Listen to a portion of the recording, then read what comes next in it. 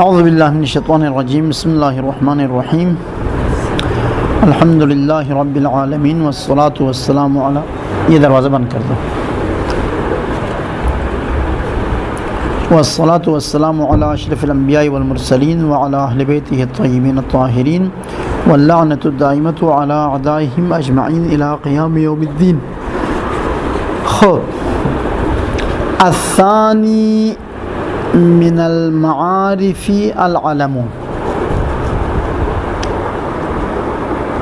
معارف کے اقسام میں سے جو قسم ثانی ہے وہ علم ہے۔ علم یعنی کسی کا نام۔ اب پہلے شعر، علم کی تعریف، علم کی تعریف، اسم، علم وہ اسم ہے، یعین المسمی، جو اپنے معنی کو مشخص کرتا ہے، بالکل واضح کرتا ہے، یہ مطلقاً بغیر کسی قید کے، اضافہ کرنے کے بغیر، کوئی قید صفت وغیرہ لائے بغیر، کسی بھی قید کے بغیر بطور مطلق اپنے معنی کو معین کر کے آپ کو دکھا دیتا ہے۔ جیسے فلاں لڑکے کا نام زید ہے، تو لفظ زید معین کرتا ہے کہ اس کا معنی یہ لڑکا ہے۔ کراچی معین کرتا ہے کہ اس کا معنی یہ شہر ہے۔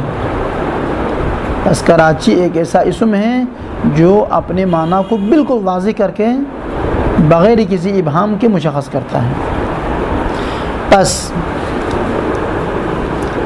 وہ اسم جو اپنے معنی کو بغیر کسی قید کے معین کرتا ہے، علمہ، وہ اسی کا علم ہے، وہ اسی کا علم کہلائے گا، اسی مسمى کا علم ہے۔ مثال کا جعفر ایک آدمی کا نام ہے، وخرنق بھی ایک عورت کا نام ہے ظاہراً، وہ نیچے بتائیں گے۔ قرن ایک شہر کا نام ہے یا قبیلے کا نام ہے، قرن قبیلے کا نام ہے۔ عدن شہر کا نام ہے یمن میں۔ ولاحق ایک گھوڑے کا نام ہے۔ وشدقم یہ بھی کسی حیوان کا یا چیز کا نام ہے۔ وحیرت کسی بکری کا نام ہے۔ واشق بھی نام، یہ سب نام ہے، نیچے بتائیں گے کیا ہے۔ یہ ایک مطلب دوم، علم کی 3 قسمیں ہیں۔ علم کبھی اسم ہے جس کو چھوٹا نام کہا جاتا ہے، جیسے حسن، حسین، تقی، علی، نقی، یہ اسم۔ دوسرا لقب ہے، جیسے شمس الدین، جلال الدین، فخر الدین، زین الدین، ایسا کوئی نام لقب کہلاتے ہیں جو مدح و ذم پہ دلالت کرے۔ یا کنیہ ہے، جیسے ابو الحسن، ابو علی، ابو محمد، اب سے شروع ہوتا ہے، یا ام کلثوم، ام فروہ، یہ سے شروع ہوتا ہے، یا ابن اور ابنتن سے، ابن زید، بنت زید، ان سے شروع ہوتا ہے، اس کو کنیہ کہا جاتا ہے۔ یہ بات ختم۔ اگلا مسئلہ، اگر لقب اور اسم دونوں ساتھ آ جائے، مثلا آپ ایک شخص کا لقب بھی ذکر کرنا چاہتے ہیں، اس کا نام بھی ذکر کرنا چاہتے ہیں، ٹھیک، تو کس کو پہلے لانا ہے، کس کو بعد میں لانا ہے؟ تو نام کو پہلے لاؤ، لقب کو بعد میں لاؤ۔ وَأَخِّرًا ذا، لقب کو مؤخر لے آؤ، لقب کو بعد میں لے آؤ۔ ان سواہ صاحبہ، یعنی ان صاحبہ سواہ، اگر لقب اپنے غیر کے ساتھ آ جائے تو لقب کو آخر میں لے آؤ، اسم کو پہلے لے آؤ۔ اب سواہو میں اسم کی 3 قسمیں ہیں نا، علم کی 3 قسمیں ہیں، تو سواہو لقب کے علاوہ اور کتنے رہتے ہیں؟ 2، اسم اور کنیہ۔ کہتے ہیں مراد یہاں پر کنیہ نہیں ہے، اسم ہے، وہ نیچے بتاتے ہیں۔ خوب، یہ تو ہو گیا شعر کا مطلب۔ اب آ جاؤ شرح میں۔ الثانی من المعارف العلم، علم کی تعریف، علم کی قسمیں۔ وہو علم شخص و علم جنس، علم کی 2 قسمیں ہیں، ایک علم شخص ہے جیسے زید، بکر، عمر، جعفر، تقی، نقی، ایک علم جنس ہے۔ علم جنس کا معنی کیا ہے؟ ایک کلی کے لیے علم رکھا ہے، جنس نے کلی ہے، وہ مشخص نہیں ہے، کلی کا نام رکھا ہے ایک خاص لفظ، اس کو علم جنس کہا جاتا ہے۔ جیسے لومڑی، لومڑی ایک کلی ہے، ایک لومڑی کا نام تو لومڑی نہیں ہے، لاکھوں لومڑی دنیا میں، اس کا نام رکھتے ہیں سعالہ۔ سعالتو علم ہے، نام ہے جنس لومڑی کے لیے۔ تو ثعلب نکرہ ہے اور سعالہ معرفہ ہے، چونکہ سعالہ علم ہے مکمل اس جنس کے لیے۔ تو علم کی دو قسمیں ہیں، یا علم کا معنی کلی ہے یا علم کا معنی جزئی ہے۔ جزئی ہو تو علم شخص، کلی ہو تو علم جنس کہلائے گا۔ وَهُوَ عَلَمُ شَخْصٍ وَعَلَمُ جِنْسٍ، علم یا علم شخص ہے جیسے جعفر، یا علم جنس ہے جیسے سعالتو، سعالتو۔ مصنف نے پہلے علم شخص کو بیان کیا ہے، بعد میں علم جنس کو بیان کیا ہے۔ وَبَدَأَ الْمُصَنِّفُ بِالْأَوَّلِ، مصنف نے شروع کیا ہے علم شخص کو بیان کرنا، علم شخص کو بیان کرنا مصنف نے شروع کیا ہے۔ فقال، علم شخص کی تعریف میں کہا ہے اسم، خوب آپ منطق کے آخر میں پڑھو گے کہ تعریف کرنے کے لیے ایک جنس اور ایک فصل کا ہونا ضروری ہے، ٹھیک، حد تام میں جنس اور فصل۔ جنس کا کام ہے تمام افراد معرف اور غیر معرف کو شامل کرنا، فصل کا کام ہے غیر معرف افراد کو خارج کر کے معرف کے افراد کو باقی رکھنا۔ تو کہتے ہیں اسم یہ جنس ہے، سارے اسم داخل ہے، نکرہ ہو، معرفہ ہو، کنیہ ہو، غیر کنیہ ہو، سب کو داخل ہے، جس کا معنی مشخص ہو یا نہ ہو، یہ جنس ہو گیا۔ ترکیب میں کیا ہے اسم؟ وَهُوَ مُبْتَدَأٌ، یہ شعر میں ترکیب میں یہ اسم مبتدا ہے، علمہ یہ خبر ہے، علمہ خبر ہے، اسم مبتدا ہے۔ تو اسم تو نکرہ ہے، نکرہ مبتدا کیسے ہوا؟ جواب دیتے ہیں کہ نکرہ کے بعد جملہ آ جائے تو وہ صفت ہے، تو یہ یعین المسمى مطلقاً یہ جملہ فعلیہ صفت ہے اسم کے لیے۔ تو نکرہ اگر موصوف واقع ہو جائے تو مبتدا ہو سکتا ہے، ہدایت میں آپ پڑھ چکے ہیں۔ وَالْعَبْدُ مُؤْمِنٌ وُصِفَ بِقَوْلِهِ، یہ اسی کے جواب ہے۔ نکرہ کیسے مبتدا ہوا؟ کہتے ہیں وُصِفَ بِقَوْلِهِ، یہ اسم موصوف واقع ہوا ہے مصنف کے اس قول کے ذریعے، یعین المسمى، مسمى کو معین کرتا ہے۔ خوب، یہ یعین المسمى فصل ہے، یعین المسمى کہنے سے سارے نکرہ خارج ہو گئے، چونکہ نکرہ اسم ہے لیکن اپنے معنی کو مشخص، رجل کہنے سے کون مراد ہے پتہ نہیں چلتے، حجر پتھر، کون سا پتھر معین نہیں کرتا ہے۔ وَهُوَ فَصْلٌ، یہ یعین المسمى یہ فصل ہے، فصل کا کام ہے غیر مراد افراد کو خارج کرنا۔ تو یخرج النکرات، جتنے بھی نکرہ ہیں ان سب کو علم کی تعریف سے نکال دیتا ہے۔ خوب، پھر ادھر ہے کہ مطلقاً، یہ مطلقاً ترکیب میں کیا ہے؟ تو کہتے ہیں مطلقاً ترکیب میں صفت ہے ایک مفعول مطلق محذوف کے لیے۔ مطلقاً ترکیب میں کیا ہے؟ صفت ہے، کس کے لیے؟ ایک مفعول مطلق کے لیے جو اس سے پہلے تقدیر میں ہے، محذوف ہے۔ اب اس تقدیر کو نکال کے لایا ہے، یعین المسمى تعیینا مطلقا، یہ تعیینا یعین کا مفعول مطلق ہے، ضربت ضربا کی طرح، یعین المسمى تعیینا، ایسی طرح سے تعیین کرنا مطلقاً جو بغیر کسی قید کے ہو، معین کرنے کے لیے کسی قید کے لانے کی ضرورت نہیں، یہی اسم کافی ہے۔ جعفر کہا تو معنی واضح ہو جاتا ہے، دوبارہ جعفر کے ساتھ کچھ اور چیز لانے کی ضرورت نہیں ہے۔ خب یہ مطلقاً کس کے لیے قید ہے؟ کہتے فصل، یہ فصل دوم ہے،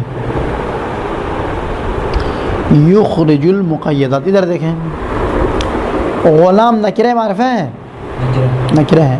غلام و زیدن کیا ہے؟ جب غلام کو اضافہ کرے زید کے ساتھ یہ اپنے معنی کو معین کرتا نہیں کرتا؟ بس یہ مطلقاً سے وہ معرفہ جو اضافے کی وجہ سے اپنے معنی کو معین کرتا ہے, یا موصول صلہ کی وجہ سے اپنے معنی کو معین کرتا ہے, یا اس میں اشارہ مشار الیہ کی وجہ سے اپنے معنی کو معین کرتا ہے, یا ضمیر اپنے مرجع کی وجہ سے اپنے معنی کو معین کرتا ہے, وہ بھی اپنے معنی کو معین کرتا ہے, لیکن معرفہ نہیں ہے, عالم نہیں ہے. کیوں؟ چونکہ مطلق طور پر معین نہیں کیا ہے, وہ قید کی وجہ سے معین کیا ہے. صلہ کی قید, مضاف الیہ کی قید, مشار الیہ کی قید اور مرجع کی قید انہوں نے معین کیا ہے. مطلقاً یہ فصل دوم ہے, یہ دوسری فصل ہے. یخرج المقیدات, یہ ان معارف کو نکال دیتا ہے جو قید کی وجہ سے اپنے معنی کو مشخص کرتا ہے, بغیر قید کے مشخص نہیں کرتا. اب یہ قید کی دو قسمیں, یا قید لفظی ہے, لفظ میں ہے, یا قید معنوی ہے.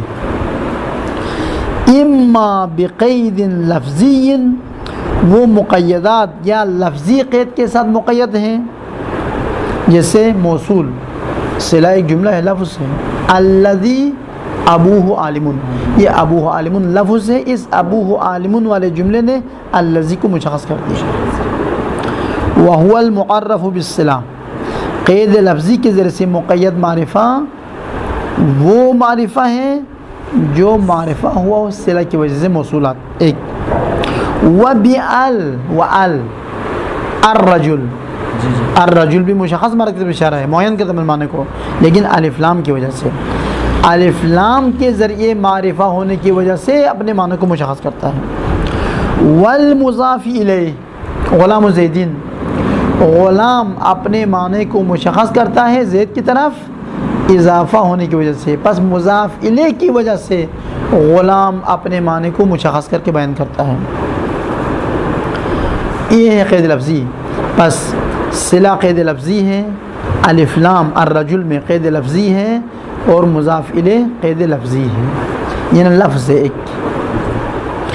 او معنوی, ادھر لکھا ہے یون, وہ غلط ہے چونکہ قید لفظی و قید معنوی پر عطف ہے, لہٰذا اس کتاب کے زیر زبر پر آپ اعتبار نہ کریں, اپنے علم پر اعتبار کریں.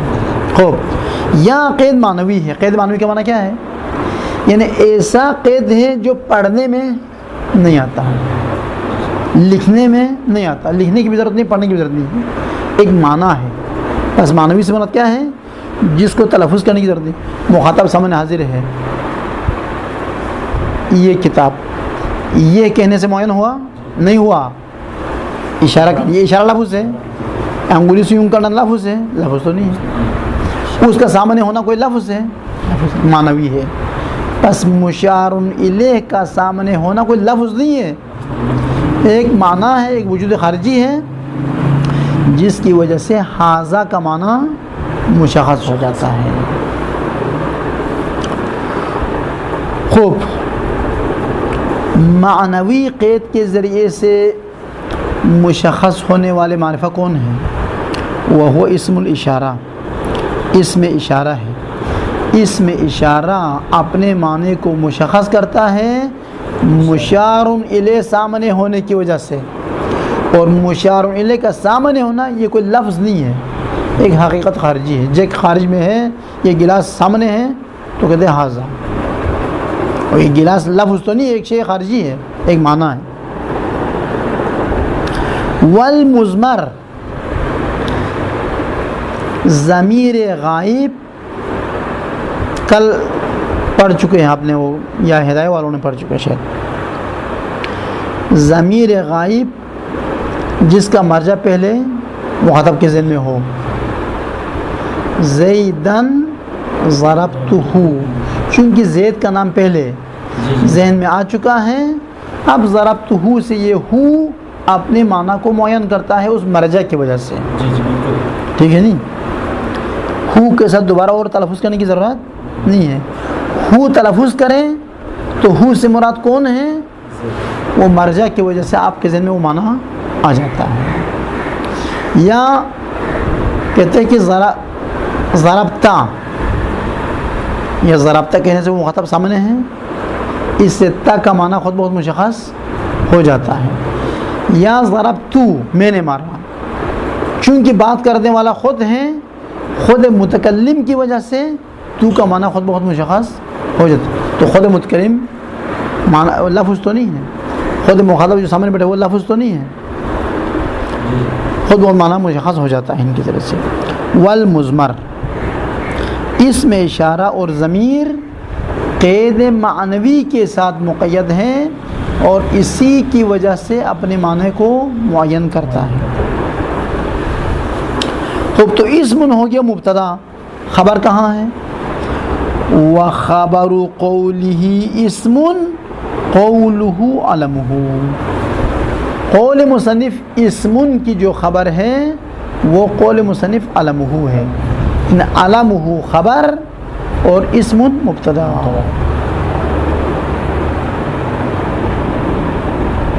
خوب، البتہ ضمیر غائب میں بعض نے کہا ہے کہ ضمیر غائب بعض صورتوں میں قید لفظی کی وجہ سے مشخص ہو جاتا ہے، جیسے اس مرجع کا ذکر لفظاً گزر چکا ہو. 3 صورتیں نا، لفظاً گزر چکا ہو، معنن یا حکمن.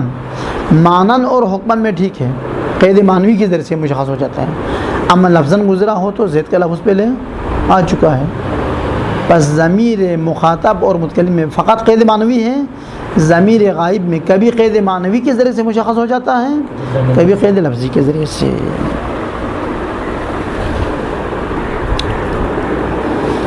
قولہ علمہ، علمہ یعنی کیا؟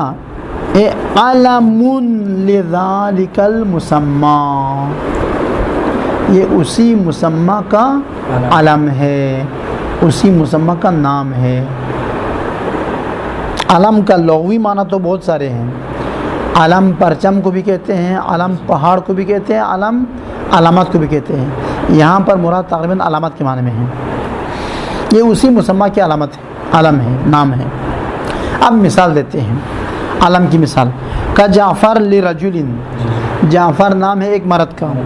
وخرنقا علم لامرأة من العرب، عرب کی کسی عورت کا نام ہے، کوئی بھی عورت نہیں ہے، ایک خاص عورت. وقرن بفتح القاف والراء، را اور قاف دونوں کو زبر سے پڑھو. یہ نام ہے لقبیلۃ من بنی مراد. بنی مراد ایک بہت بڑا قبیلہ ہے، اس کے اندر چھوٹے چھوٹے اور بھی قبائل ہیں. تو یہ قرن بنی مراد کے ذیل میں جو ایک چھوٹا قبیلہ ہے اس کا نام ہے.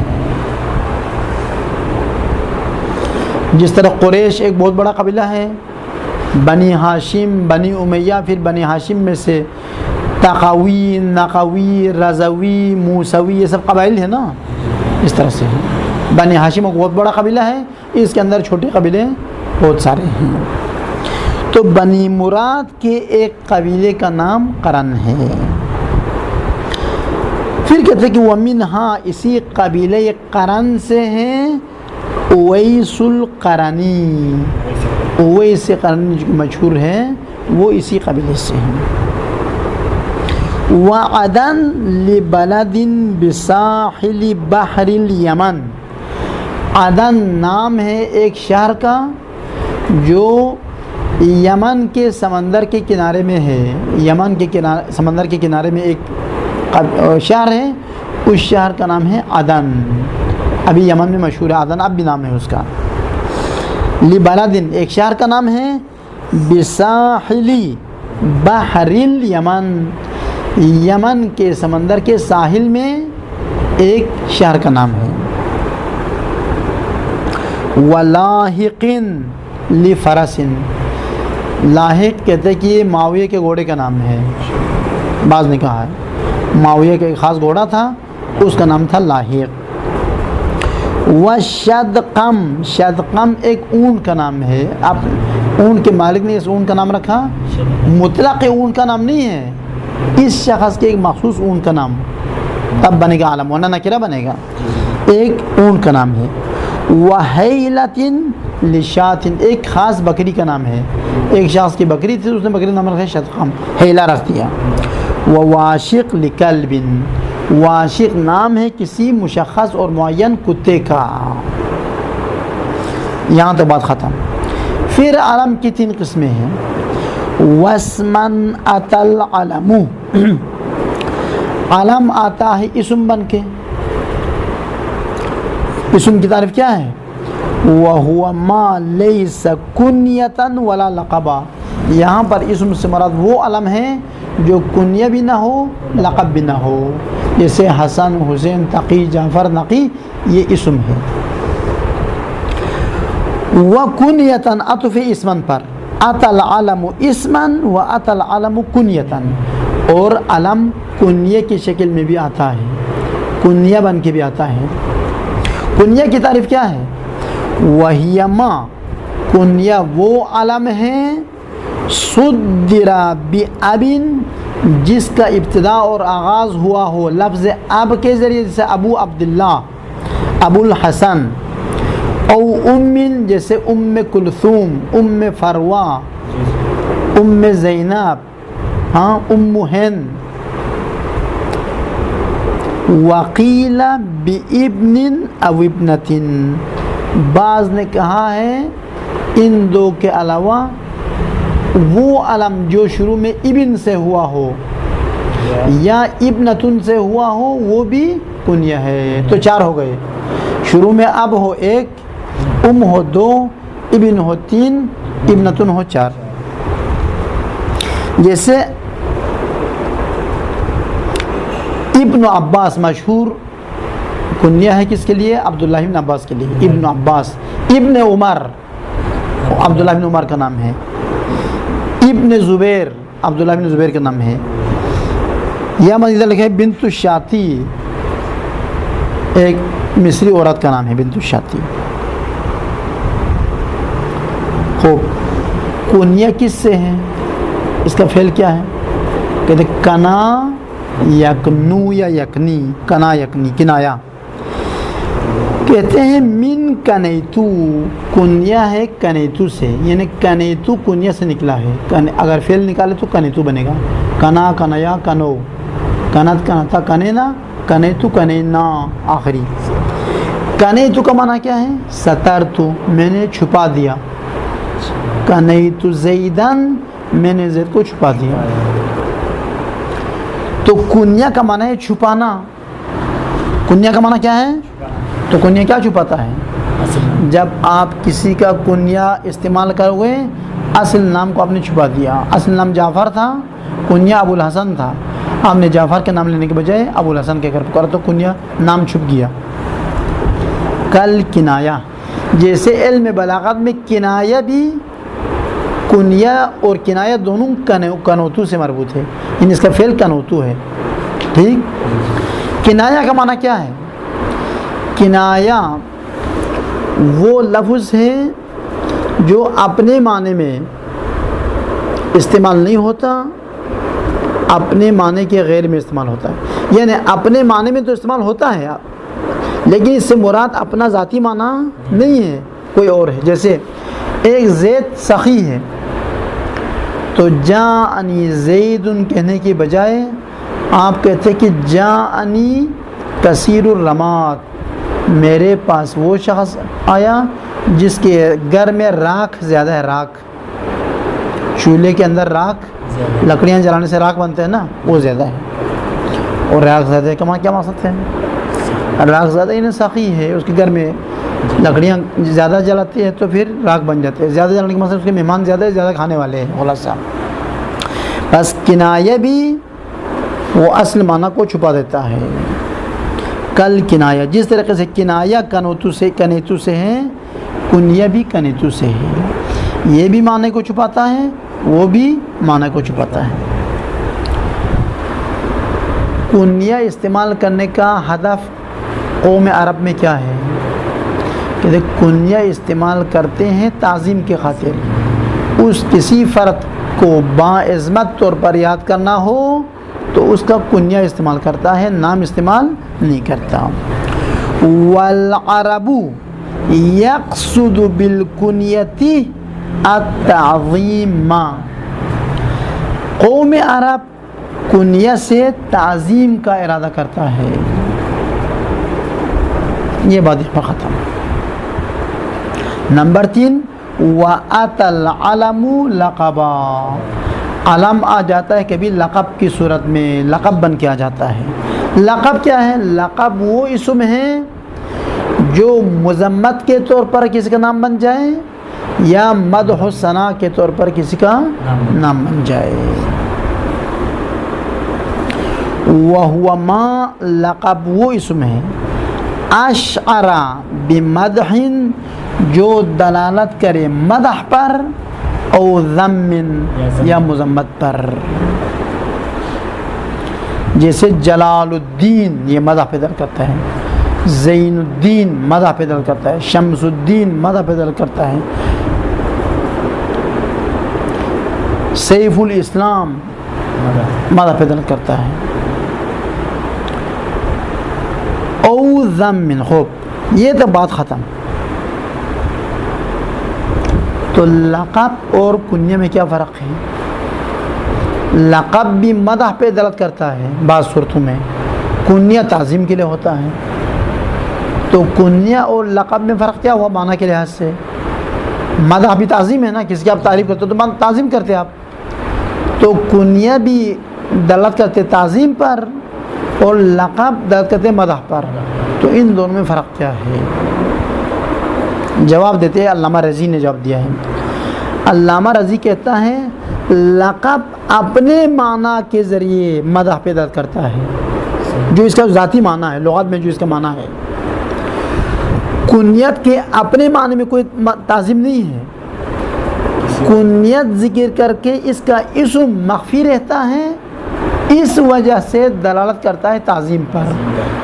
ورنہ محمد کا باپ ہونا یہ کوئی مدح نہیں ہے. ممکن ہے محمد چور ہو، بیٹا چور ہو، جس باپ کا نام ابو محمد ہے ممکن ہے وہ محمد نامی بیٹا چور ہو، ڈاکو ہو، قاتل ہو.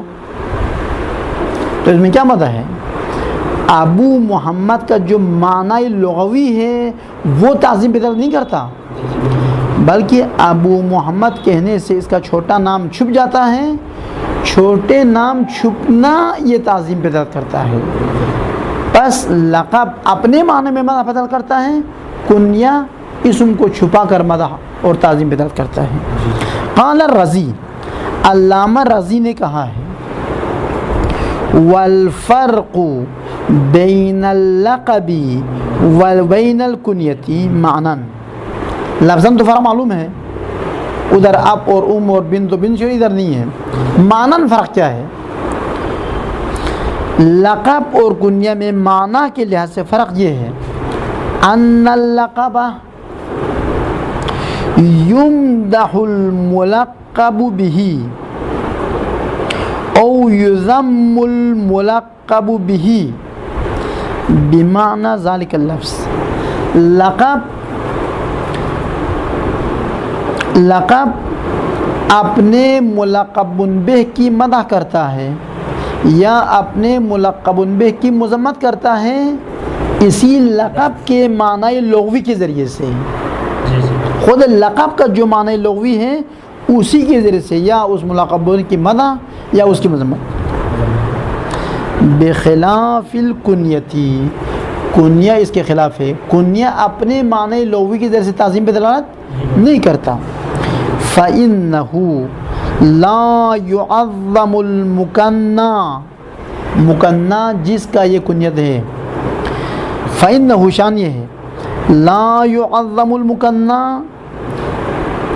کنیہ مکنا کی تعظیم کو بیان نہیں کرتا بمعناها، اپنے معنی کے ذریعے سے، اپنے معنی کے ذریعے سے مکنا کی تعظیم پر دلالت نہیں کرتا. بل بعدم التصریح بالاسم، بلکہ کنیہ اپنے مکنا کی تعظیم کو بیان کرتا ہے اس کا چھوٹا نام صراحت کے ساتھ نہ لے کر، اس کا چھوٹا نام صراحت کے ساتھ نہ لے کر اس کی تعظیم کرتا ہے. در حقیقت اس کا چھوٹا نام نہ لینا تعظیم ہے. چھوٹا نام نہ لینے کا باعث کون بنا؟ کنیا بنا. کنیا لینے سے چھوٹا نام لینے کی ضرورت نہیں رہی، اس لیے وہ تعظیم بدل کرتا ہے. تو کہتے ہیں مگر چھوٹا نام لینا مذمت ہے. کہتے ہیں ہاں، عرب کے نزدیک چھوٹا نام لینا مذمت ہے. فَإِنَّ بَعْضَ النُّفُوسِ یعنی بعض لوگ تَأْنَفُ ناپسند کرتا ہے، ہاں اچھا خیال نہیں کرتا، ان تخاطب باسمها کہ ان سے خطاب کیا جائے ان کے نام لے کر. ان کے چھوٹا نام لے کر خطاب کیے جانے کو پسند نہیں کرتا، ناراحت ہو جاتا ہے، اس لیے کنیے سے پکارتے ہیں تاکہ وہ ناراحت نہ ہو جائے. یہاں تو بات ختم. پھر کہتے ہیں لقب اور اسم ساتھ آ جائے تو کس کو پہلے لانا ہے کس کو بعد میں لانا ہے. وَأَخِّرًا ذَا أَيِ اللَّقَبَ ذا اس میں اشارے قریب ہیں، ادھر شعر میں لقب آخر میں ذکر ہوا ہے تو یہ ذا اسی قریب کی طرف جائے گا. لقب کو آخر میں لے آؤ. ان صاحب سواہو ترجمہ کرتے وقت صاحبہ کو پہلے لاؤ، سواہو کو بعد میں لاؤ. یعنی اگر یہ لقب ساتھ آ جائے اپنے غیر کے تو اپنے غیر تو دو ہے، یہاں پر اپنے غیر سے کیا مراد ہے؟ یہاں پر اپنے غیر سے مراد اسم ہے، کنیا نہیں ہے. والمراد به الاسم سوا سے مراد یہاں پر اسم ہے، کنیا نہیں ہے. دلیل کیا ہے؟ اسم پر آپ کو علم غیب ہے. تو کہتے ہیں الفیہ کے بعض نسخوں میں ان سواہا ہے، اور سواہا ضمیر کہاں جاتی ہے؟ کنیے کی طرف. اگر لقب کنیے کے علاوہ کسی اور کے ساتھ، اور تو ایک ہی ہے، کنیے کے غیر کے ساتھ آ جائے یا نہیں، اسم کے ساتھ آ جائے، بس وہ نسخہ قرینہ ہے. یہاں پر سواہو سے مراد کیا ہے؟ اسم ہے، کنیہ نہیں ہے. والمراد بسواہو الاسم یہاں پر لقب کے سوا سے مراد فقط اسم ہے، کنیہ نہیں ہے. کما وجدہ فی بعض النسخ چنانچہ الفیہ کے بعض نسخوں میں پایا گیا ہے ان سواہا. یہ ان سواہا نائب فاعل وجدہ ہے. چنانچہ الفیہ کے بعد نسخوں میں ان سواہو کی جگہ پر کیا لایا ہے؟ ان سواہا لایا ہے. خب سواہا کہ تو یہاں کہاں جاتی ہے؟ کنیہ کی طرف. اگر لقب کنیہ کے سوا کے ساتھ آ جائے، کنیہ کے علاوہ کسی اور کے ساتھ، تو اور سے کیا مراد ہے؟ اسم ہے. خوب، اور کتاب تسہیل میں ابن مالک نے کہا ہے کہ سواہا سے یہاں یہ لقب اسم کے ساتھ صراحت کے ساتھ لکھ دیا ہے. لقب اسم کے ساتھ آ جائے تو لقب کو آخر میں لانا واجب ہے. وَصَرَّحَ بِهِ فِي التَّسْهِيلِ اور کتاب تسہیل میں صراحت کے ساتھ بیان کیا ہے بھی کس کو؟ لقب اسم کے ساتھ آنے کو. لقب اسم کے ساتھ آنے کو صراحت بتا دیا ہے، کہا کہ لقب اسم کے ساتھ آ جائے تو آخر میں لانا واجب ہے. پھر شرح تسہیل میں اس کی وجہ بیان کی ہے کہ لقب اور اسم ساتھ لانا پڑے تو لقب کو آخر میں لانے کی وجہ کیا ہے. تو کہتے ہیں لقب آخر میں لانے کی وجہ ہے کہ لقب غالباً حیوانات کے نام اور غیر انسان کے نام سے لاتے ہیں. لقب اگر لقب کو پہلے ذکر کریں تو مخاطب خیال کرے گا یہ لقب نہیں ہے، یہ معنی لغوی مراد ہے. جیسے ایک لقب ہے بطہ کا معنی ہے بطخ. ایک شخص کا لقب کیا ہے؟ بطتن ہے، اور بطہ کا لغوی معنی کیا ہے؟ بطخ ہے. اگر آپ کہیں جاءنی بطتو، یہ بطخ کہتے کیا ذمہ آئے گا؟ اس کے ذمہ کوئی آدمی نہیں آیا ہے، بطخ آیا ہے. پھر بعد میں کہا کہ زیدن، بس پہلے اس کا نام لاتے ہی مخاطب کا ذہن چلا جاتا ہے اس معنی لغوی کی طرف. کسی شخص کا نام ہونا اس کے ذہن میں نہیں آتا، اس لیے پہلے زید لاؤ تاکہ پتہ چلے کوئی آدمی آیا ہے. بعد میں کہے گا بطتو تو پتہ چلے یہ لقب ہے اس کا. وعللہ علت بیان کی ہے کس کی؟ ہو لقب تاخیر میں لانے کی، لقب آخر میں لانے کی علت بیان کی ہے فی شرح التسہیل، تسہیل کی شرح میں علت یوں بیان کی ہے بأن الغالب غالباً اکثر اوقات، اکثر الالقاب، اکثر اوقات میں، اکثر اوقات کیا ہوتا ہے؟ غالباً کیا ہوتا ہے؟ ان اللقب منقول، لقب لیا ہوا ہوتا ہے، نقل کیا ہوا ہوتا ہے من اسم غیر انسان، غیر انسان باقی چیزوں کے نام سے لیا ہوا ہوتا ہے. کسی پتھر کا نام رکھ دیا، کسی انسان کا لقب بنا دیا، گھوڑے کا نام بن گیا، لقب انسان بن گیا. کبتتن جیسے بتہ، یہ حیوان کا نام ہے، ایک مرغابی، ایک قسم کے مرغ کا نام ہے، جیسے بطخ کا نام ہے، ابھی رکھ دی کسی کا لقب. وقفہ، قفہ لغت میں ٹوکری کو کہا جاتا ہے، ٹوکری جس میں آپ سیب ڈالتے ہیں، وارو ڈال کے، سبزیاں ڈال کے لاتے ہیں، ٹوکری. اور بھی معنی ہے ان میں سے ایک معنی ٹوکری ہے، تو قفہ کا معنی ٹوکری ہے لغت میں. ابھی ایک انسان کا لقب بن گیا قفتن. بس جب غالباً لقب غیر انسانوں کے نام سے لیا ہوا ہوتا ہے فَلَوْ قُدِّمَ اللَّقَبُ عَلَى الْإِسْمِ، اگر لقب کو اسم پر مقدم کیا جائے، جاءنی بطۃ کہیں، جاءنی قفۃ کہیں، لَتَوَهَّمَ السَّامِعُ سننے والا خیال کرے گا ان المراد بطۃ سے مراد، قفۃ سے مراد مسماہ الاصلی اے المعنی اللغوی، اس کا اصلی معنی مراد ہے. بطہ سے مراد بطخ ہے، قفہ سے مراد ٹوکری ہے، وہ خیال کرے گا. وذالک، اس توہم سے مأمون، اس توہم سے محفوظ رہتا ہے بتاخیر اللقب، لقب کو مؤخر لاؤ گے تو یہ توہم نہیں آئے گا، لقب کو پہلے لاؤ گے تو یہ توہم آئے گا. خوب سوال، تو جہاں جہاں لقب غیر انسان سے لیا ہے وہاں پر آپ فتویٰ دے دو کہ لقب کو آخر میں لانا واجب ہے. جہاں پر لقب غیر انسان کا نام نہیں ہے وہاں پر تو مقدم ہونا چاہیے، مقدم ہونا کوئی اشکال نہیں ہونا چاہیے. ادھر کیوں مقدم کرنا واجب ہے؟ تو جہاں اشتباہ ہوتا ہے وہاں پر مقدم لانا منع ہے، اور جہاں پر اشتباہ نہیں ہوتا ہے ادھر کیوں مقدم کرتا ہے؟ بھائی ہم نے قاعدہ کلیہ بتانا ہے.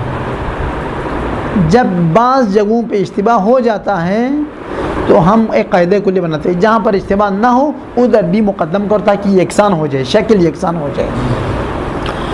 فَلَمْ يُعْدَلْ عَنْهُ، پس اس قاعدے سے عدول نہیں کیا گیا. نہیں کیا یعنی کیا؟ جہاں پر اشتباہ نہیں ہوتا ہے ادھر بھی یہ قاعدہ چلے گا، ادھر بھی آخر میں لانا واجب ہے تاکہ لقب کا حکم یکساں رہے، افراتفری کا شکار نہ ہو جائے. فَلَمْ يُعْدَلْ عَنْهُ، یعنی فَلَمْ يُعْدَلْ عن لزوم تاخیر اللقب عن الاسم، اس قاعدے سے عدول نہیں کیا گیا. جہاں پر اشتباہ ہوتا ہے ادھر بھی یہ قاعدہ چلاؤ، جہاں پر اشتباہ نہیں ہوتا ہے ادھر بھی یہ قاعدہ چلاؤ. جیسے عدہ، جب کوئی انسان اپنی بیوی کو طلاق دے تو چند صورتوں میں عدہ رکھنا واجب ہے. کچھ مدت شادی نہ کرے، بیٹھے رہے گھر. اس کی وجہ کیا ہے؟ تاکہ شادی کر تو ممکن اس کے پیٹ میں پہلے شوہر کا نطفہ بھی ہو، اور شادی کرنے سے دوسرے شوہر کا نطفہ بھی چلا جائے تو پتہ نہیں چلتا یہ بیٹا اس کا ہے یا پہلے شوہر کا یا دوسرے شوہر کا ہے. تو سوال، اور عدہ رکھنے کا مطلب یہ ہے، تو جہاں پر ایک عورت اصلاً نازا ہے، عقیم ہے، اس کے ہاں بچہ ہی نہیں ہوتا، بچہ دانی کو ڈاکٹروں نے نکال کے باہر پھینک دیا ہے، اس کے لیے عدہ ہے؟ نہیں عدہ ہے. بھائی ادھر کیوں عدہ ہے؟ ادھر تو اشتباہ نہیں ہوتا، تاکہ قاعدہ یکساں رہے. یہ ادھر بھی ہے. خوب، پھر کہتے ہیں اگر یہ ہے تو پھر اس قول شاعر میں لقب کو کیوں مقدم کیا؟ غلط کیا اس نے، ہم کیا کریں؟ ہم شاعروں کے گھروں میں جا کے ڈنڈے تو نہیں مار سکتے کہ اب نہ کریں. اس نے کیا تو غلط کیا ہے، شاذ ہے. وَشَذَّ تَقْدِيمُ اللَّقَبْ عَلَى الْإِسْمِ فِي قَوْلِ الشَّاعِرِ، شاعر کے اس قول میں لقب کو مقدم کیا ہے اسم پر، یہ شاذ ہے، شاذ یعنی خلاف قانون ہے۔ شعر یہ ہے بِأَنَّ ذَا الْكَلْبِ عَمْرًا، یہ عمرن میں جو واو لکھا ہے نا، یہ واو اشتباہ ہے، غلط ہے۔ یہ عمر کے آخر میں واو کیوں لکھتے پتہ ہے؟ عمر سے اشتباہ، تو حالت نصبی میں الف بتاتا ہے کہ یہ منصرف ہے، تو واو لکھنے کی ضرورت ہے۔ عمر کے ساتھ حالت رفعی میں واو لکھنا چاہیے، اور حالت جری میں، نصبی میں واو نہیں لکھنا چاہیے، کیونکہ نصبی میں الف لکھا ہوتا ہے آخر میں تنوین کے بدلے، وہ الف بتاتا ہے کہ یہ منصرف ہے، اس لیے یہ واو غلط ہے۔ خوب، بِأَنَّ ذَا الْكَلْبِ عَمْرًا، ذَا الْكَلْب لقب ہے، یہ مقدم ہوا ہے، عمر جو کہ نام ہے مؤخر ہوا ہے۔ کہنا چاہتے بِأَنَّ عَمْرًا ذَا الْكَلْبِ، یہ کہنا چاہیے تھا۔ خوب، اس کا معنی کیا ہے؟ بِأَنَّ ذَا الْكَلْب، ذَا الْكَلْب نامی شخص جو عمر ہے، خیرہم نسبا، یہ اپنے قبیلے کے تمام لوگوں سے یا ان جن افراد کی تعریف کرنا چاہتے ہیں ان تمام لوگوں سے خاندان کے طور پر یہ بہتر شخص ہے۔ خوب، ہوا کیا اس کو؟ بِبَطْنِ شریانہ، یہ شریان نامی وادی میں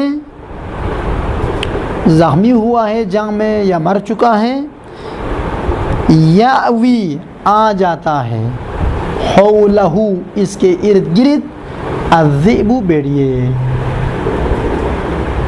ہاں یعنی یہ ذا الکلب نامی شخص وادی شریان، شریان ایک وادی کا نام ہے، ایک صحرا کا نام ہے، اس وادی شریان میں زخمی ہو کر گرا ہوا ہے، بیڑیے اس کے گوشت کھانے کے لیے اس کے ارد گرد جمع ہو رہے ہیں۔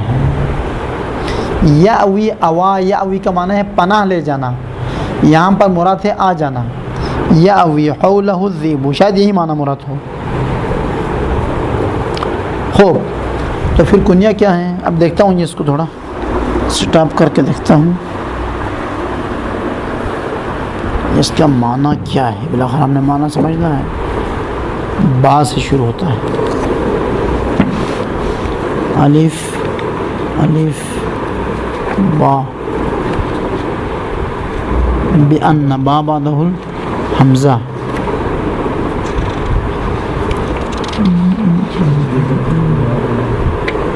بعدہ الالف ہے، بعدہ کیا ہے؟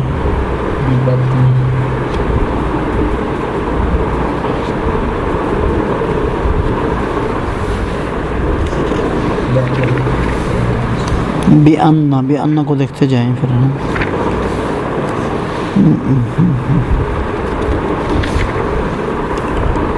یہ آ گیا۔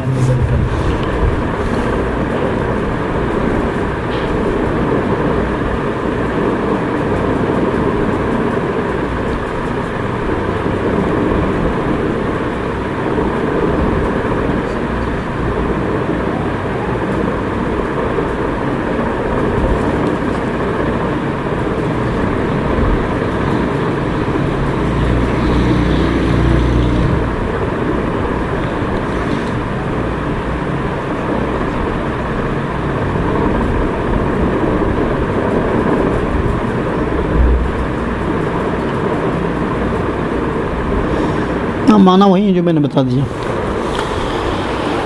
خوب، یہ وہی تھا، البتہ اس میں ادھر یاوی الف کے ساتھ ہے، ادھر یاوی عین کے ساتھ ہے، ادھر شعر میں جو نا یاوی ہے، یاوی کا معنی ہے آواز نکالنا، ادھر یاوی، یہ شاید اشتباہ لکھا ہے، اشتباہ، یاوی معنی کیا ہے؟ ذا الکلب جو امر ہے، خیرہم نسبا، یہ ہم کی ضمیر جاتی ہے قبیلہ حذیل کی طرف، قبیلہ حذیل ایک قبیلہ ہے اس کی طرف، یہ قبیلہ حذیل میں ماں باپ کے لحاظ سے، خاندان کے لحاظ سے پورے قبیلے سے بہتر یہ ذا الکلب نامی شخص ہے۔ بِبَطْنِ شریان، یہ شریان کی وادی میں پڑے ہوئے ہیں، یاوی حولہ الذئب، بلند آواز سے صدائیں دے رہا ہے، اس کے ارد گرد بیٹھیے۔ وَأَمَّا الْكُنْيَةُ، کنیہ اور لقب ساتھ آ جائے، کنیہ اور لقب ساتھ آ جائیں تو امر کیا کرنا ہے؟ کنیہ اور لقب ساتھ آ جائیں تو وہاں پر آپ کی مرضی ہے، دل چاہے تو کنیہ کو مقدم کرو، دل چاہے تو لقب کو اسم کو مقدم کرو، نہ لقب کو مقدم کرو۔ اما الکنیۃ، اما کنیہ اور لقب ساتھ آ جائے تو فیجوز تقدیم اللقب علی الکنیہ والعکس، تو جائز ہے لقب کو کنیہ پر مقدم کریں یا اس کا الٹ کریں۔ کذا قالوہ، ایسا کہا ہے علماء نحو نے، وحالانکہ جو علت شرح تسہیل میں مصنف نے بیان کی ہے اس کے روح سے کنیہ آخر میں آنا چاہیے، کیوں؟ کنیہ بھی کبھی کبھار غیر انسان کے ناموں سے لیا جاتا ہے، جیسے ذل کلب وہ لقب ہے، وہ بتائیں گے بھی، لہٰذا اشتباہ کا ڈر ادھر بھی ہے، اس لیے یہاں پر بھی آخر میں لانا چاہیے۔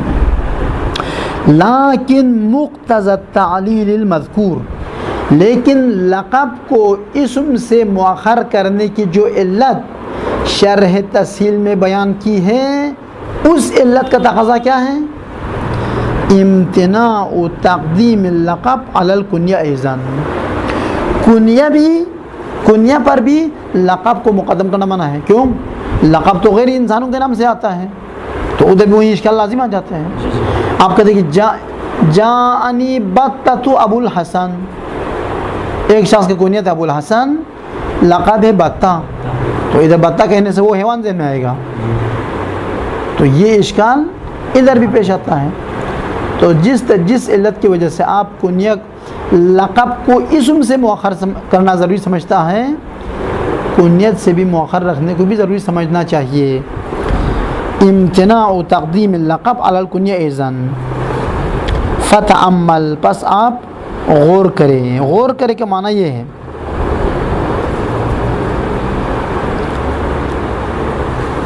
ایک معنی جو لکھا ہے وہ یہ ہے، ادھر دیکھیں، وَأَخِّرًا زَائِن سِوَاهُ صَحِبًا، سواہو کی ضمیر کہاں جاتی ہے؟ لقب کی طرف، سواہو لقب، سوا میں کتنے معنی شامل ہیں؟ دو، ایک لقب ایک کنیہ، ایک اسم ایک کنیہ، نا ایک اسم ایک کنیہ دونوں شامل ہیں۔ لقب کے سوا کتنے اسم باقی رہتے؟ باقی وہ ختم ہو گئے۔ بس مصنف نے بتا دیا، آپ کو ناراحت ہونے کی ضرورت نہیں ہے، اس نے سواہو کے کر بتا دیا کہ کنیہ بھی اس میں شامل ہے، کنیہ اور لقب بھی ساتھ آ جائے تو لقب کو آخر میں لانا ہے۔ وہ تو آپ نے بیچ میں گڑبڑ کر کے کہا کہ والمراد به الاسم، وہ تو آپ نے بتا دیا ہے، شارح نے، اس بیچارے نے تو سواہو کے کر سمجھا دیا آپ کو، لقب اپنے سوا کے ساتھ آ جائے تو آخر میں لے آؤ، سوا میں دونوں شامل ہے، اسم بھی شامل ہے کنیہ بھی شامل ہے۔ فتأمل،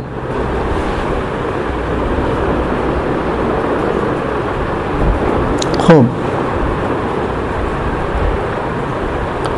بس وجہ تعامل کو پتہ چلا نہیں پتہ چلا؟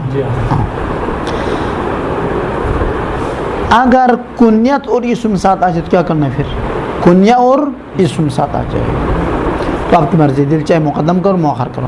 نعم، تقدیم الکنیت علی الاسم وعکسہ، کنیت کو اسم پر مقدم کرنا یا اس کا برعکس یعنی کنیت کو اسم سے مؤخر رکھنا، سواء، دونوں برابر ہیں، اس میں کسی کو کسی پر ترجیح حاصل نہیں ہے۔ اللہم صلی علی محمد و آل محمد۔